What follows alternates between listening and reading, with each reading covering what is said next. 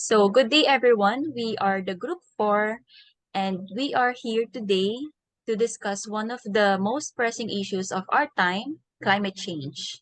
So, climate change is an existential threat that is affecting every corner of our planet. As we face the consequences of our actions and inactions, it is vital that we come together to understand the science behind it, its implications for our future, and the urgent need for action. So first and foremost, what do we mean by climate change? Next slide. So climate change is generally defined as a significant variation of weather conditions.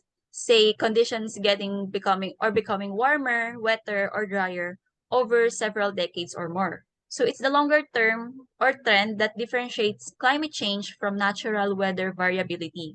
So in simpler terms, climate change refers to a long-term and a widespread shift in the Earth's climate or patterns. So it also says here that since the 1800s, human activities have been the main driver of climate change. So kilala ang year na to or yung 1800s as the Industrial Revolution, and air temperatures during that time have been rising. While natural variability plays on some part, the preponderance of evidence indicates that human activities, particularly emission of heat, trapping of greenhouse gases, are mostly responsible for making our planet warmer. Kasi during this time, dito nag-boom ang mga machineries that uses coal and oil at naging dahilan ng pag-release ng enormous amount of greenhouse gases. So many of you may ask, is climate change a natural occurrence? Next slide. So climate change is a natural occurrence to some extent. So the Earth has gone through warming and cooling phases in the past, long before humans were found. Forces that can contribute to climate change include the sun's intensity, volcanic eruption, and changes in natural occurring greenhouse gases or greenhouse gas concentrations. At ito ang nagiging reason kaya nag-intensify at nagiging worse ang phenomenon na to. So, next slide. So here are some of the evidences that climate change that we are currently experiencing right now is rapid and slowly becoming irreversible. So tulad nga lamang ng global temperature rise, ng shrinking of ice sheets and snow cover, extreme weather events, rising of sea levels, and species extinction. So but before that, let us first identify what are the causes of climate change. Next. So the first major contributor to climate change are the greenhouse gas emissions. So one of the primary drivers of climate change is the increase in greenhouse gases, primarily the carbon dioxide in the Earth's atmosphere. So the burning of fossil fuels such as coal, oil, and gas for transportation industry and electricity generation is the main source of human-induced greenhouse gas emission. So other human activities such as deforestation, agriculture, and land use changes also contribute to the increase in greenhouse gas concentration. Pero ang pinaka-primary contributor talaga sa climate change ay ang mga greenhouse gases na ang pinaka nakaka-contribute nga dito ay yung carbon dioxide at iba pang greenhouse gases tulad ng methane, nitrous oxide, at iba pang synthetic chemicals na nagtatrap sa Earth at hindi nakakalabas kaya lalong umiinit at lalong lumalala ang phenomenon na ito. Next slide. So according din dito sa CCPI 2023 or the Climate Change Performance Index 2023, no country is doing enough to limit global warming to below 2 degrees Celsius, let alone the more ambitious target of 1.5 degrees Celsius set by the Paris Agreement. So kita naman dito sa legends na green ay very high, light green ay high, yellow ay medium, orange ay low, and red ay very low. And makikita natin ang mga major countries tulad na lamang ng USA, Canada, Russia, tsaka China, as well as Australia ay may very low performance or they are not taking any significant action to lessen the greenhouse gas emissions. So throughout the world, the economically disadvantaged and people of color those who have contributed the very least to the root cause of climate change are the most likely to suffer from its worst impact. So, itong mga major countries na ito, ang may malaking contribution sa climate change, pero ang may pinakamaliit din na ginagawang action to combat this. Kaya ang mga naapektuhan ay yung maliliit ng countries tulad na lamang ng ating bansa. So next. The second cause of climate change is deforestation. So forests play a crucial role in regulating the Earth's climate by absorbing and storing carbon dioxide. However, deforestation and land use changes, such as agricultural and urbanization, and it can lead to the release of carbon dioxide into the atmosphere, contributing to climate change. So trees can absorb carbon dioxide from the atmosphere and stores it in their trunk, branches, leaves, and even the roots. So this process is known as the carbon sequestration, and it helps to reduce the amount of carbon dioxide in the atmosphere, which is one of the main drivers nga ng climate change. Kaya naman ramdam na ramdam mo sa isang lugar na sobrang init kapag walang mga puno. So recently nga nakita ko po sa SLEX na pinuto lahat ng mga puno doon. Naging maaliwalas siya pero ang sakit sa mata tignan, kaya malaking factor nga rin ang mga trees sa ating lugar at nakakatulong din ito sa paglaban niya ng climate change. So next. So the third cause of climate change is the Earth's natural climate cycle. So over the last 800,000 years, there have been natural cycles in the Earth's climate between the ice ages and warmer interglacial periods. So after the last ice age, 20,000 years ago, the average global temperature rose by about 3 degrees Celsius to 8 degrees Celsius over a period of about 10,000 years. So natural factors such as the volcanic eruption, changes in solar radiation, and variation in the Earth's orbit can also influence the climate. However, these natural factors alone cannot explain the current rate and the extent of climate change that we are experiencing. So ilan lamang ito sa mga causes ng climate change, and marami pang ibang nakakapag-contribute, pero ito ang 3 major causes of climate change. So moving on, let us now discuss kung ano nga bang epekto ng climate change sa ating environment. Next slide. So first and foremost, at ang pinaka na-experience natin is global warming or the rising of temperature. So the global average temperature has already risen by about 1 degree Celsius above the pre-industrial levels, and it is expected to rise further. So this can lead to more frequent and intense heat waves, wildfire, and droughts. So all the areas in the Philippines will get warmer, more so in the relatively warmer summer months. Mean temperatures in all areas in the Philippines are expected to rise by 0.9 degrees Celsius to 1.1 degrees Celsius in 2020 and by 1.8 degrees Celsius to 2.2 degrees Celsius in 2050. So expect na natin na mas iinit pa lalo dito sa Philippines dahil nga sa climate change or sa pag-warm or sa pagtaas ng temperature sa mundo.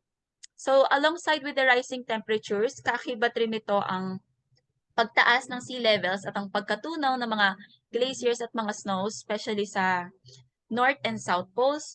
And as the glaciers and the ice caps melt, it leads to sa pagtaas nga ng sea level and sa changes ng ocean currents, putting low-lying coastal areas at risk of flooding and erosion. Tulad nga lamang sa Venice, it is only a matter of time before that city will be completely submerged in water. And dito rin sa Philippines, maraming islands na rin ang unti-unting kinakain ng tubig or nalulubog sa tubig dahil nga sa pagtaas ng sea levels. So climate change is also causing changes in temperature and precipitation patterns, which can lead to habitat loss and biodiversity loss, particularly in sensitive ecosystems like the coral reefs and the Arctic regions. Kaya naman unti-unti niyang bumababa ang population ng mga Arctic animals tulad na lamang ng penguins, sa mga bear, and so much more.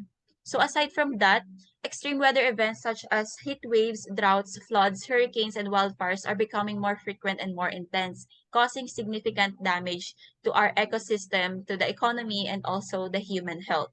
And overall, it is important to recognize that while climate change has natural components, the current changes we are seeing are primarily primary caused by human activities and are occurring at an unprecedented rate.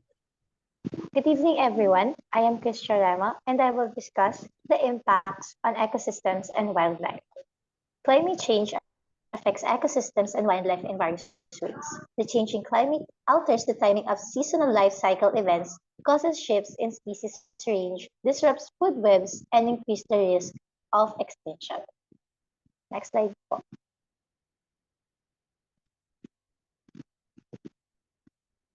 And I have here the impacts on ecosystems and wildlife. First, the rising temperature force species to migrate to higher latitudes or elevations, while rising sea levels can affect freshwater systems. As temperature warms, many species are forced to migrate to higher latitudes or elevations, seeking out cooler temperature and more suitable habitats. Ang magandang example po nito ang species ng birds. Birds rely on specific temperature and weather patterns to time their migrations and breeding season, while rising sea levels can affect freshwater system, altering the chemistry and destroying habitats for many species of aquatic organisms. Next is we have the impacts of climate change can also cause food web disruptions that ripple through the ecosystems.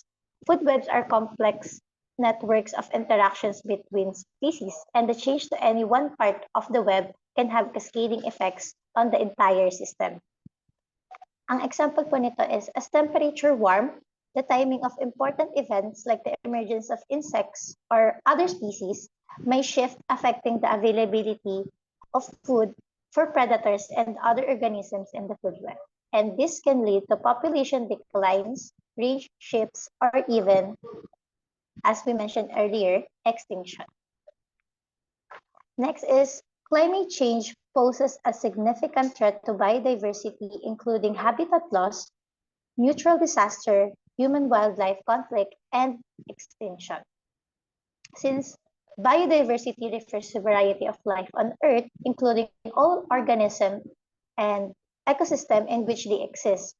Therefore, nagkakaroon po ng domino effect pag nagkakaroon ng mga disaster at rise of temperature, as mentioned din po kayo na sa kanina example.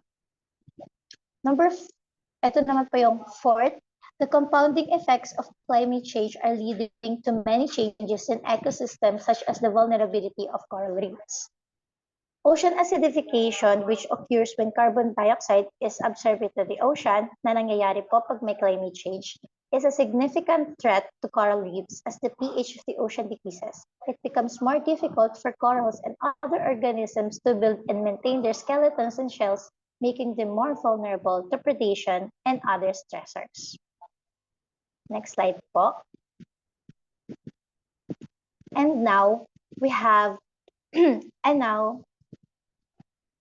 impacts on human lives. Meron po tayong quote dito na what goes around comes around. So dahil nga po na-mention kanina ni Kay na ito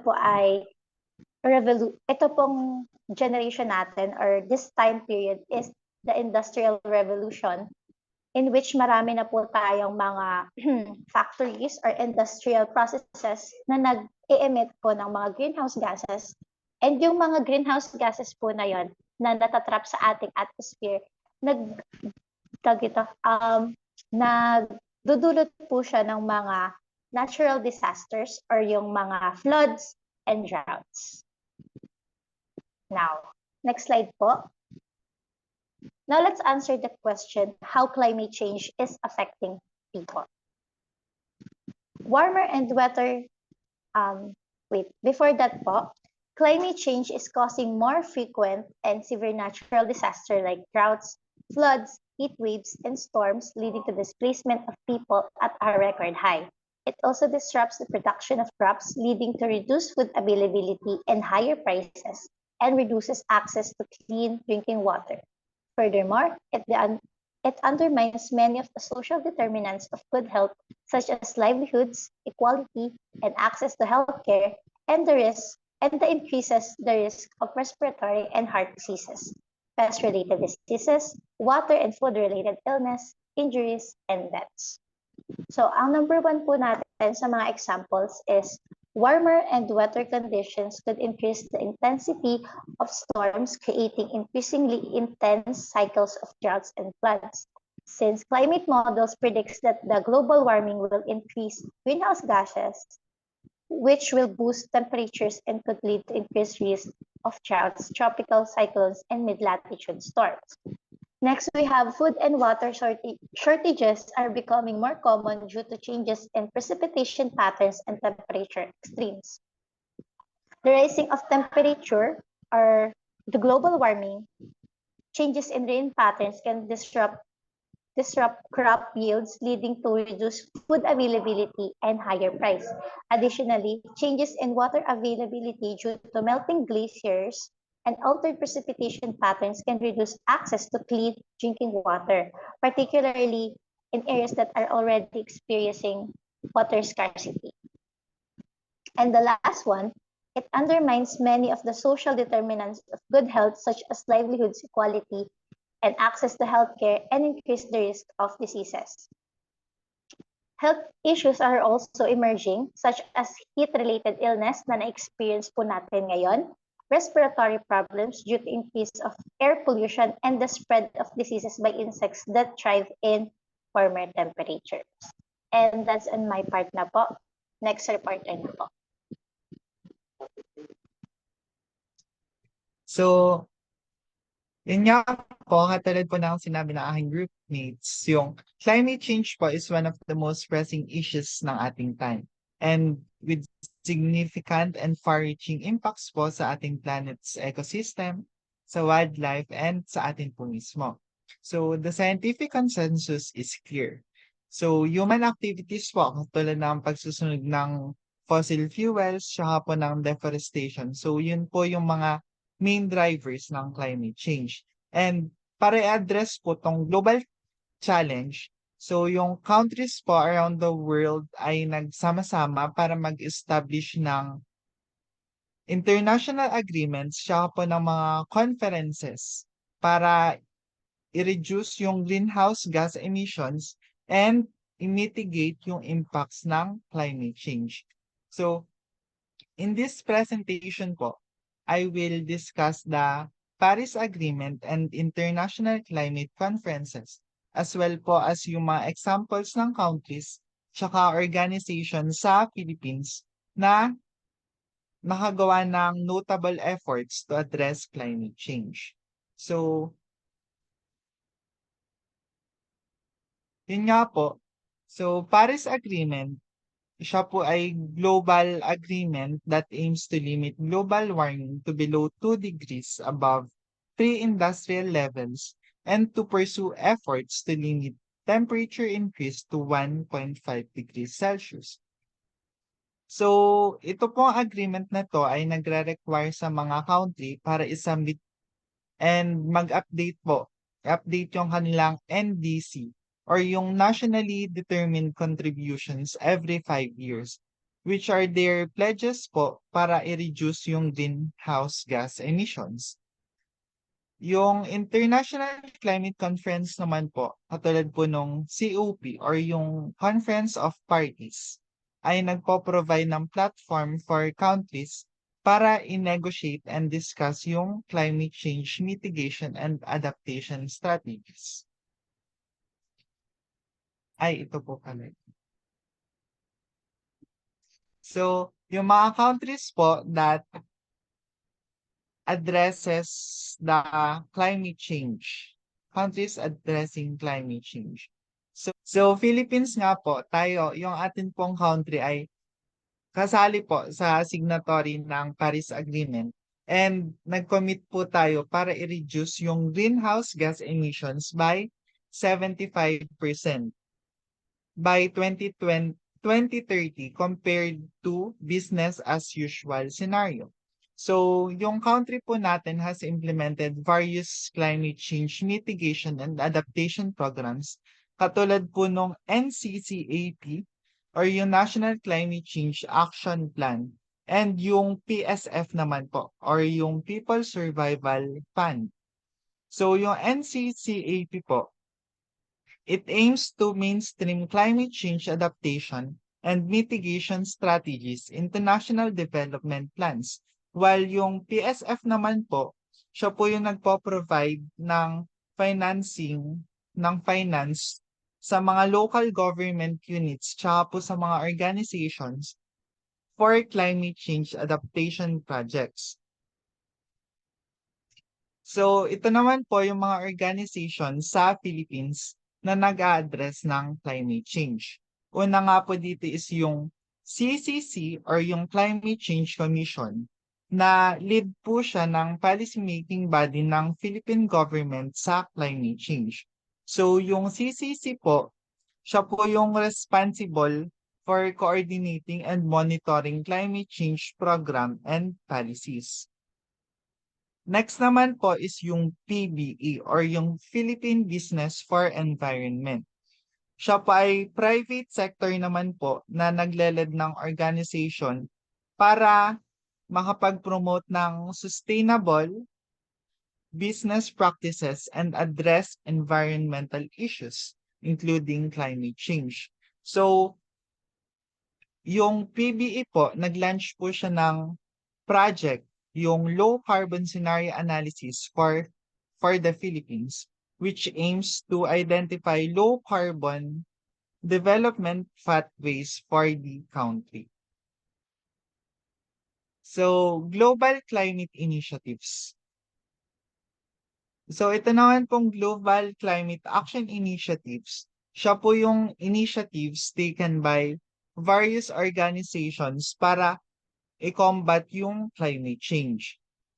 So, yung Global Climate Action Summit po, yearly gathering po siya ng mga climate leaders tsaka ng mga advocates from around the world to discuss progress and enhance global efforts to tackle climate change.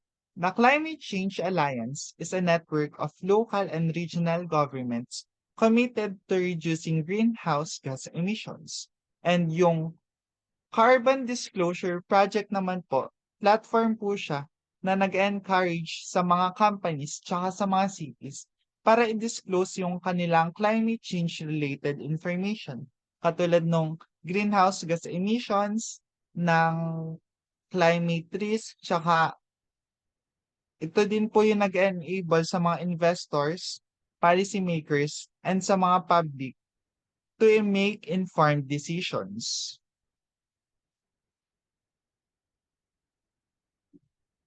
Lastly po is yung mga challenges and opportunities in addressing climate change. So first, the transition to low carbon economy can be costly and challenging, but it also presents opportunities for innovation and growth in sectors such as renewable energy, green transportation, and sustainable agriculture. Second po, climate change disproportionately affects vulnerable communities, such as low-income and indigenous population, and addressing climate change requires a just transition that considers social and economic equity. Lastly po is there is a need for global cooperation and political will to implement effective climate policies and achieve the goals of Paris Agreement. And that's it po.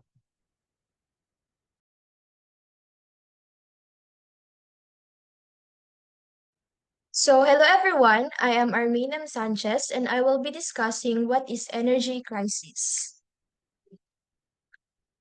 Next po.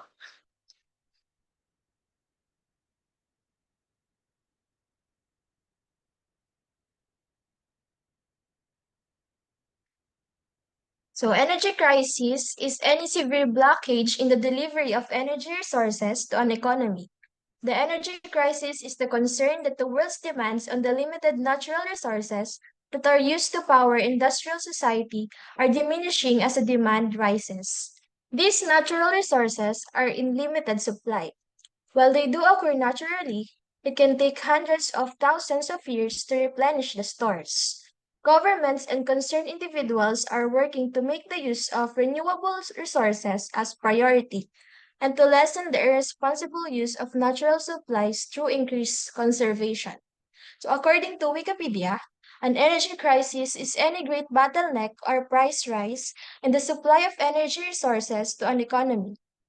In popular literature, though, it often refers to one of the energy sources used at a certain time and place, particularly those that supply national electricity grids or serve as fuel for vehicles. The energy crisis is a broad and complex topic. Most people don't feel connected to its reality unless the price of gas at the pump goes up or there are lines at the gas station. The energy crisis is something that is ongoing and getting worse despite many efforts.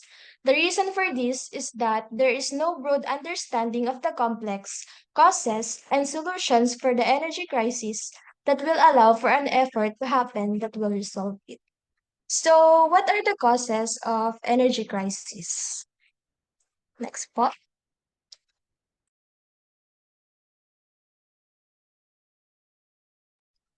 So it would be easy to point a finger at one practice or industry and lay the blame for the entire energy crisis at their door, but that would be a very naive and unrealistic interpretation of the cause of the crisis. First po ay overconsumption. The energy crisis is a result of many different strains on our natural resources, not just one. There is a strain on fossil fuels such as oil, gas, and coal due to overconsumption, which then in turn can put a strain on our water and oxygen resources by causing pollution. Second po ay overpopulation. Another cause of the crisis has been steady increase in the world's population and its demands for fuel and products. No matter what type of food or products you choose to use, from fair trade and organic to those made from petroleum products in sweatshop, not one of them is made or transported without a significant drain on our energy resources. So next po ay yung poor infrastructure. Aging infrastructure of power generating equipment is yet another reason for energy shortage. Most of the energy producing firms keep on using outdated equipment that restricts the production of energy. It is the responsibility of utilities to keep on upgrading the infrastructure and set a high standard of performance. Next is unexplored renewable energy options. Renewable energy still remains unused in most of the countries. Most of the energy comes from non-renewable sources like coal. It still remains the top choice to produce energy. Unless we give our renewable energy a serious thought, the problem of energy crisis cannot be solved. Yung renewable energy sources po can reduce our dependency on fuels and also help to reduce greenhouse gas emissions. Next po ay delay in commissioning of power plants. In few countries, there is a significant delay in commissioning of new power plants that can fill the gap between demand and supply of energy. The result is that all plants come from under huge stress to meet the daily demand for power. When supply doesn't match demand, it results in load shedding and breakdown. The next po ay wastage of energy. Dito po, in most parts of the world, people do not realize the importance of conserving energy. It is only limited to books, internet, newspapers, ads, lip service, and seminars. Unless we give it a serious thought, things are not going to change anytime soon. Simple things like switching off fans and lights when not in use, using maximum daylight, walking instead of driving for short distances, using CPL instead of traditional bulbs, and proper insulation for leakage of energy can go a long way in saving energy. Saving energy po. Next po ay major accidents and natural calamities. Wait lang, pwede. Major accidents like pipeline bursts and natural calamities like eruption of volcanoes, floods, earthquakes can also cause interruptions to energy supplies. The huge gap between supply and demand of energy can raise the price of essential items, which can give rise to inflations. Wars and attacks. Wars between countries can also hamper supply of energy, especially if it happens in Middle East countries like Saudi Arabia, Iraq, Iran, Kuwait, UAE, or Qatar. That's what happened during the 1990 Gulf War when the price of all oil reached its peak, causing global shortage and creating major problems for energy consumers. Last po ay yung miscellaneous factors. Tax hikes, strikes, military coup, political events, severe hot summers or cold winters can cause sudden increase in demand of energy and can choke supply. A strike by unions in an oil producing firm can definitely cause an energy crisis. So, what is the relation of climate change to energy crisis?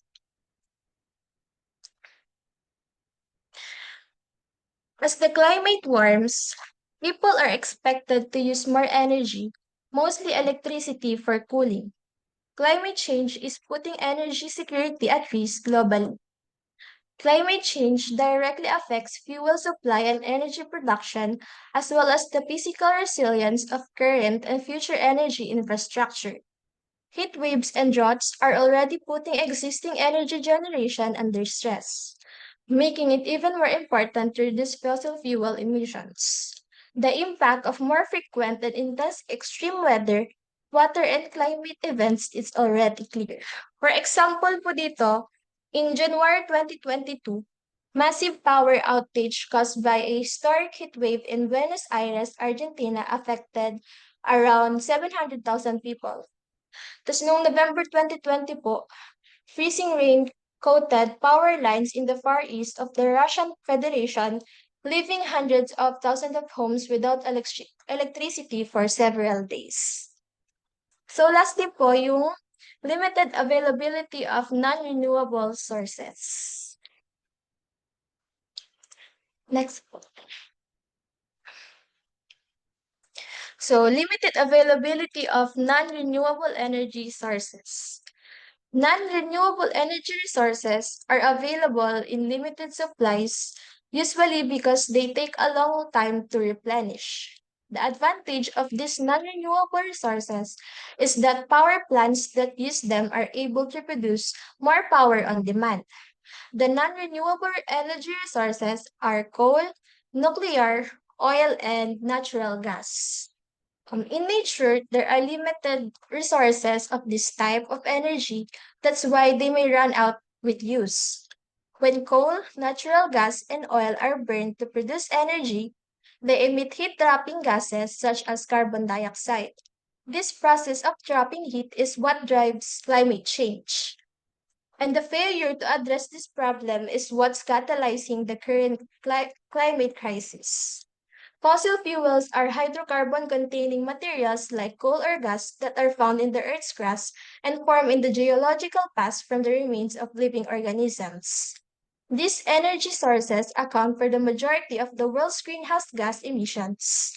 And scientists say that this increase in temperature would threaten life on the planet in a myriad of ways, including severe water shortage, more air pollution, rising sea levels, habitat loss, heat waves, melting ice sheets in West Antarctica and Greenland, and the destruction of the world's coral reefs. Yun lang po. Thank you po.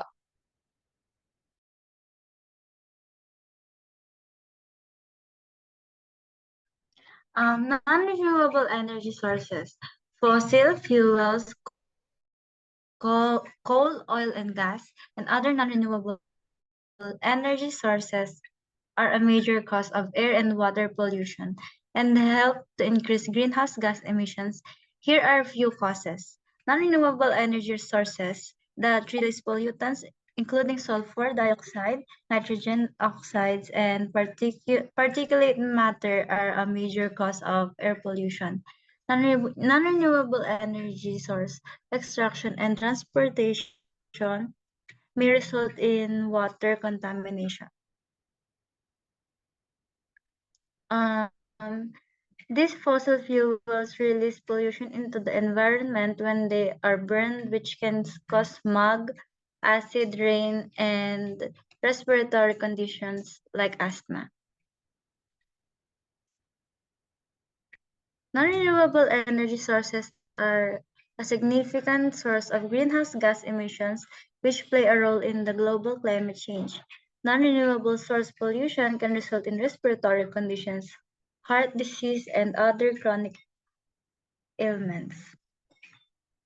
The two passages both highlight the negative effects of non-renewable energy sources on the environment, human health, and climate change. They both explain how using fossil fuels and other non-renewable energy sources leads to air and water pollution, greenhouse gas emissions, and health problems.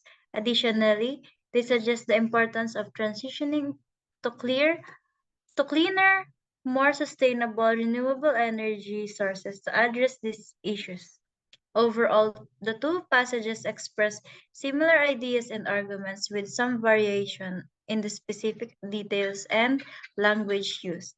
In conclusion, using non-renewable energy has a substantial negative impact on the environment, resulting in air and water pollution, health problems, and greenhouse gas emissions. Moving toward cleaner, more sustainable renewable energy sources like solar, wind, and geothermal is essential to addressing these problems.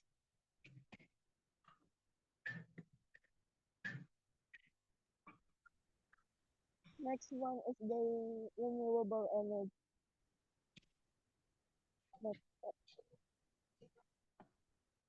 So now what is renewable energy? It is derived from natural resources that are abundant and continuously replenished. Renewable energy is key to a safer, cleaner, and sustainable world. And here are the examples of renewable energy.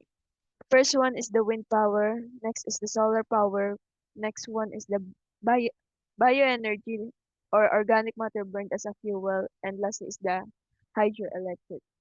Next one.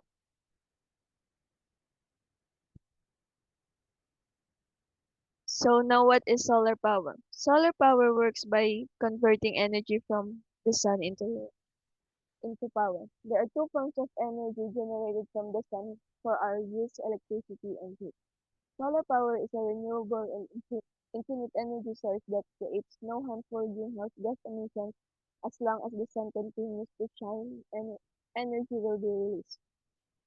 As a, as a renewable source of power, solar energy has an important role in reducing greenhouse gas emissions and mitigating climate change, which is critical to protecting human, wildlife, and ecosystems.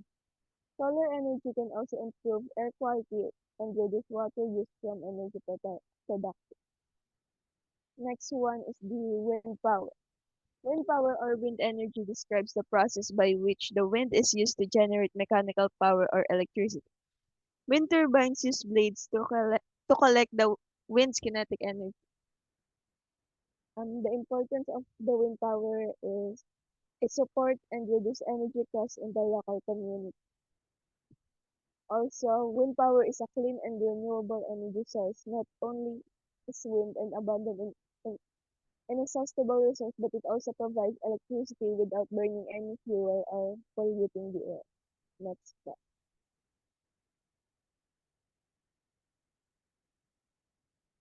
Here are the benefits of renewable energy use. First one is the less global warming, improved public health, jobs and other economic benefits, inexhaustible energy, stable energy prices, and reliability and resilience. Next part.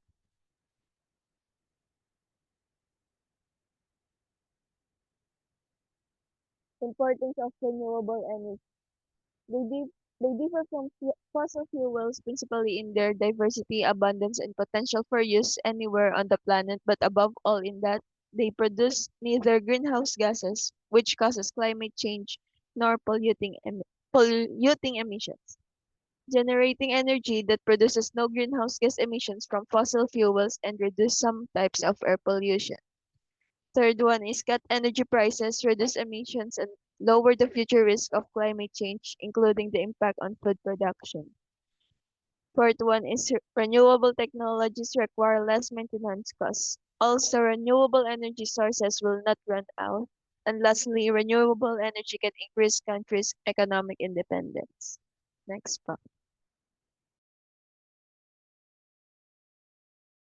Human activities. What is human activities? It refers to the various actions and behaviors of humans that have a significant impact on the environment.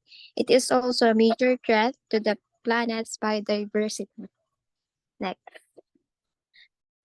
What are the human activities that affect the environment?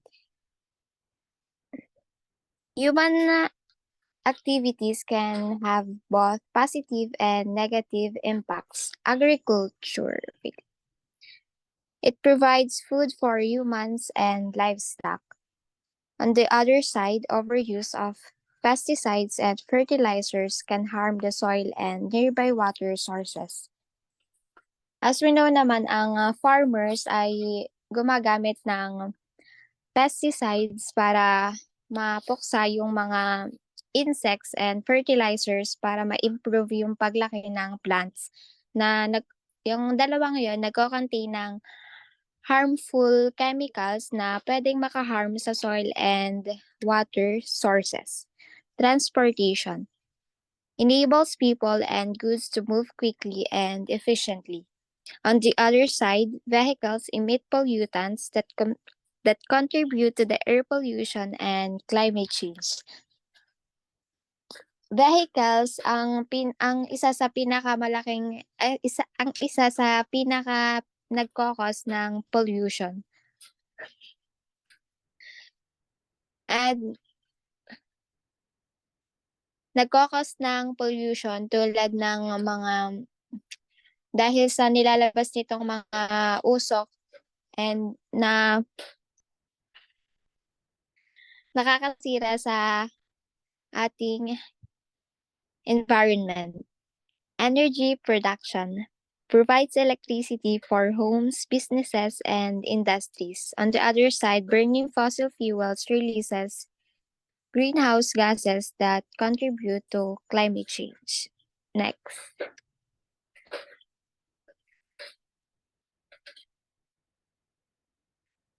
Construction provides housing and infrastructure for human needs. Construction can lead to habitat destruction and loss of biodiversity. Dahil nga kailangan ng mga materials na gagamitin sa construction napipilitan na mag-cut ng mga puno para magamit iyon at napipilitan din sila na hanap ng mga lugar na pwedeng pagtayuan ng mga buildings, ganyan. Kaya nakaka-affect yun sa environment. Mining extracts valuable materials for industrial and technological purposes. Mining can cause environmental degradation, soil erosion, and pollution of nearby water sources. Fishing provides food and livelihoods for communities. On the other hand,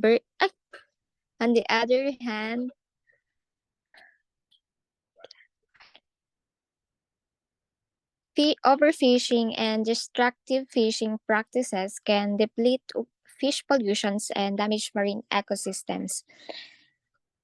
Karamihan sa mga nanghuli ng isda ay inaabuso ang panghuhuli na tulad ng dulong, yung maliliit na isda, yung dulong maliliit na isda yon. Tapos pinagbebenta pa nila sa karamihan para mas madaming kita, kaya ang nagiging resulta nun ay nababawasan, umuunti yung mga isda na maaari pang lumaki sa hinaharap ganun. Next.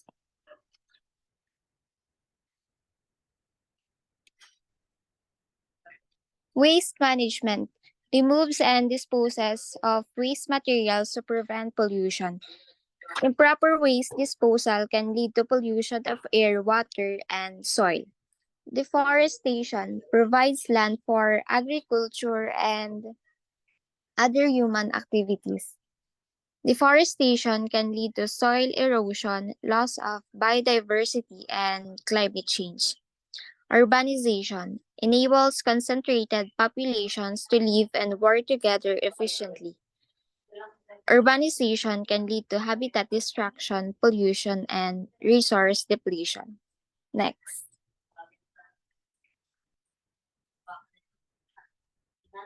Impacts of human activities on the environment. Human activities have had significant impacts on the environment, and these impacts are widespread and varied. Some of the major impacts include: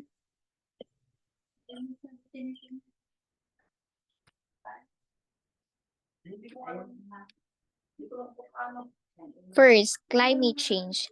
Human activities such as burning fossil fuels, deforestation, and industrial processes have resulted in an increase in the concentration of greenhouse gases in the atmosphere, leading to climate change. Second, habitat destruction. Human activities such as deforestation, urbanization, and agriculture have destroyed habitats and reduced biodiversity, leading to the loss of many species. Third, pollution. Activities such as industrial processes, transportation, and agricultural practices have resulted in the release of pollutants into the environment, including air, water, and soil pollution. Fourth, resource depletion. Activities such as overfishing, overgrazing, and mining have resulted in the depletion of natural resources, including fish stocks, soil fertility, and minerals. Last, we have water scarcity. Human activities such as irrigation, industrial processes, and urbanization have led to the depletion of water resources, causing water scarcity in many parts of the world. Ayan, ito po yung ating last topic, Earth and Environment. As we all know, Earth is our home planet and it exists in the Goldilocks zone. And dito, nag-exist ang water in its liquid state. All life depends on a healthy planet, but the natural environments intertwine systems of atmospheres, oceans, water courses, land, ice, cover, and the biosphere. Kaso, lahat ng ito po ay under threat dahil sa human activity. Next slide, please. Anong pwede nating magawa para ma-minimize ang ating impact sa environment? Merong 6 po dito sa slide. Ang una po ay reduce, reuse, recycle. Yung pag-recycle natin ng mga tinatapon na basura, mga pwede pang gamitin. At next po ay conserve water. Kapag hindi naman kailangan na gamitin yung tawag doon, make sure na yung tap ay maayos yung pagkakasara. Kapag naliligo, try to lessen yung time na nagsha-shower. Yan, conserving water. Volunteer for cleanups, mga cleanup drive din sa local areas nyo. Kapag may mga cleanup drive sa mga beach, ganun. Next po ay shop wisely, buy less plastic, and bring a reusable shopping bag. Yun yung mga eco bag na pwede nyo dalhin sa mga shops para less yung need para sa mga plastic na bag. Next is educate. Kapag may alam ka na mga life hacks or kahit anong information about sa pag-minimize ng ating impact sa environment, ipaalam mo sa ibang tao kasi yun nga, more na makakatulong siya sa environment. And lastly, plant trees. Trees ay nakakalinis ng ating air, nakaka-reduce ng pollutants, ng contaminants sa air, and yun. Next slide po. What are other ways that can help our environment? Next slide, please. Yan. Protect and restore key ecosystems. Respect for nature is fundamental. Governments must protect ecosystems, key to the fight against climate change. Rivers, wetlands, oceans, forests, and mangroves absorb large quantities of carbon, slowing global warming. Mangroves also serve as a barrier against tropical storms and wetlands, absorb excess water from floods, both extreme weather events exacerbated by climate change. And next po, isa pang way para ma-reduce is promoting green energy. Did you know that 35% of all global emissions come from energy production? But as countries bet on more development, they are also betting on more energy production. Nations can avoid traditional climate aggravating energy sources by opting for tiny wind, solar, geothermal, oceanic, and other projects that respond to a location's particular qualities with adequate long-term planning. Next po. Why should we care as future engineers? As future engineers, nasa atin po yung power to change the world. Nasa atin yung kakayahan na mag-design ng mga facilities, infrastructure na makakatulong sa development ng humans as a species. Pero kasama na doon yung mga sama na nagagawa natin sa environment, yung pollutants na byproducts ng mga facilities na dinidesign natin. And nasa atin yung responsibility para masustain yung pinaka environment natin and make it as livable as possible. Next po. Yan.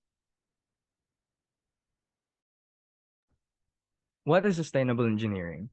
Sustainable engineering is the activity of developing products and processes that maximize material and energy efficiencies in order to reduce environmental impact, while lowering costs and boosting profitability. Manufacturers may reduce waste while increasing the value they provide. Today, consumers and investors alike are showing a strong interest in sustainability, and manufacturers are responding by incorporating sustainability initiatives into their product development strategies. And next po, yan. Ito po yung mga rason kung bakit kailangan nating, as future engineers, kailangan natin ma-incorporate yung sustainable engineering. Reason number 1 is to lower overall CO2 emissions, to reduce energy and material usage, which promotes operational efficiency while decreasing expenses. Third, to incorporate recyclability and reuse, which improves both the top and bottom lines. Fourth, to enhance corporate culture, employee engagement, and customer satisfaction. Fifth, to improve competitive advantage, brand strength, and public trust. And lastly, to compete in markets governed by stringent environmental, health, and safety restrictions. And that is it for our report. Thank you for listening. This has been Group 4. Thank you po ulit.